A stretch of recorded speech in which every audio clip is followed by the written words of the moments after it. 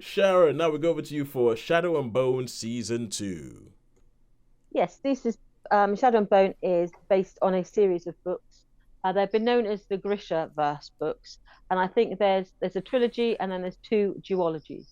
And what they have done with this series is they've basically merged the trilogy and one of the duologies. So characters that were in separate sort of they live in the same universe, but they're in separate stories. They've just merged the two stories.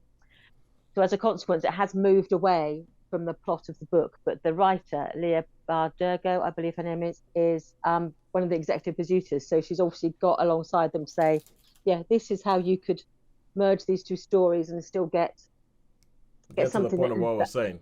that recognizes our Grimmiverse still, the Grishaverse So, still. so this is, I take it this is a series of books you've read. I have read, yes. Okay, cool, good. Yeah, so it's set in like a fantasy world, pre-industrial age fantasy world, as well a lot of these places are. But this one is set in like a Victorian age where things are beginning to happen. It's not quite a full-on industrial revolution, but you get the impression that it's not like made. It's not like Lord of the Rings sort of Game of Thrones, completely pre-industrial. This is on the cusp of things are happening, technologies are happening. So it's sort of there's a sort of a nod towards like the steampunk, but it doesn't go down that road. Okay, gotcha. And so it's that sort of vibe to it. Yeah, so it's basically this whole there's a whole new world. It's a world in itself where some people have certain gifts and they're called the Grisha, and some people have the gifts so they can communicate with the human body, so they can slow down your heart, they can speed it up.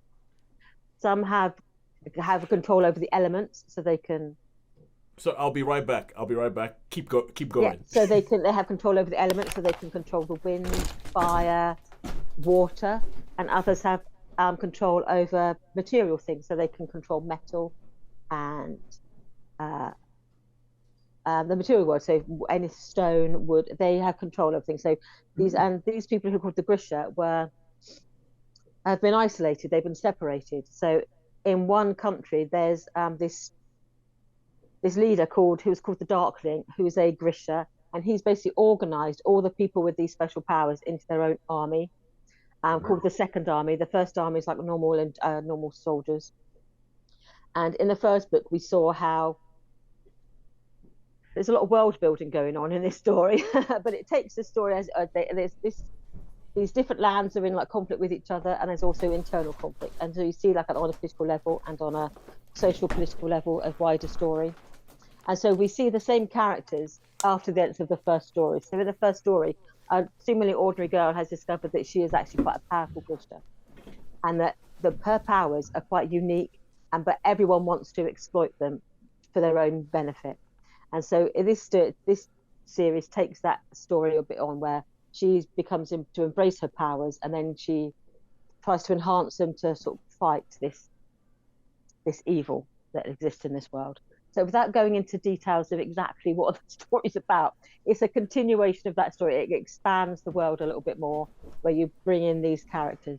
There's some interesting characters, like the main character, her name is a girl called Alina Starkov. So she's a girl as an orphan, and there's her best friend who's Mel. The each of the countries sort of are similar in ours. So like they talk about Ravka, which is like Russia. It's got the language is similar, the culture is similar. They've got instead of the Russian Orthodox Church, you've got the saints, and they have like the priests are very much like the Orthodox priests, that sort of thing, where they have their leader is called the Apparat, and he's very much like a Rasputin type figure. And they have kings, but they're very much like the czars.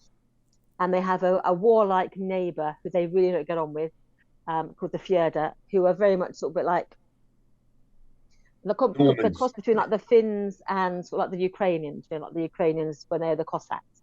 They've got a different mythology, but then they've also got neighbors with the Shu Han, which are very much like a Chinese type culture. And then there's like this seafaring nation who are like merchants, who are a bit like the Dutch, but like the English. When they went to sea and they sort of forged their empires through the sea. And so Yeah. you have all, and there's the Zemeni, who are like sort of like the African sort of states, where they're a bit more mystic and a bit more sort of of the land. This sounds intriguing. So they've created this whole universe, and she's really thought out. She's got this whole cultures where they're recognizable, but she's created their own cultures, and then these sort of supernatural powers on the top. So it's actually very good at world building. It's one of the better young adult I think it's aimed at a young adult audience, because in the books they're all like teenagers, and there's nothing more boring than teenagers, really. So they have aged them in the television series. They have aged them up. They're all like early 20s, and so no one really cares about a 19-year-old who's going through the sort of the angst of growing up, because it's not good television. So they have made them a bit older. So the angst they're going through is a bit more of an adult world. Sorry, Sharon. Each time you start talking about teenagers and angst and whether nobody cares about what they're going through, and I immediately just start thinking about After. And I think I'm like, is Sharon about to go on another rant? Is she about to go on another teenage film rant? Is there much in the way of action in this? I know I always ask that question. I'm a man of habit. Is there much in the way of battles and things, or is it more intrigue and stuff? There is. No, it's more action and battle related, because all these. Liking the sound of this one. Yeah, because the Darkling, there's a thing called the Fold, which is like a black void where he was messing around with dark magic called Merzost, and he created this void. And this blackness basically consumed a whole area of land, and everything that was within that fold when this thing happened were mutated into these creatures. And so anyone who enters the fold, who tries to cross this fold, get attacked by these creatures. But then out of this darkness, he's created these shadow monsters. So whenever he wants, he sort of challenges them, and he sort of brings these shadow monsters to fight for him. So there's a lot of fighting, running and shooting, and using all the powers of the Grisha to fight them. So you get, them trying to fight them with the wind and the earth and fire and all sorts of things that they can. Yeah, so it's quite action-packed. So without going into any more detail, I mean, if you know these stories, then you know these stories. Right. And if you don't, then it's probably something that there's a whole world out there. But I would say, having read a lot of fiction, a lot of from young adult, from children's fiction actually to young adult to like the proper pompous, fantasy novels. We all know what they're like.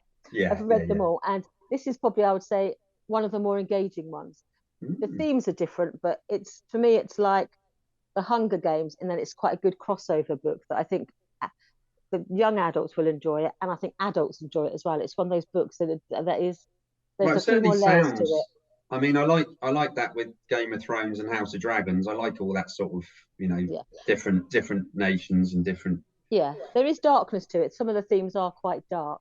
One of the characters, he always wears gloves, because when he was a child, him and his brother were conned out of everything they owned. They ended up on the streets.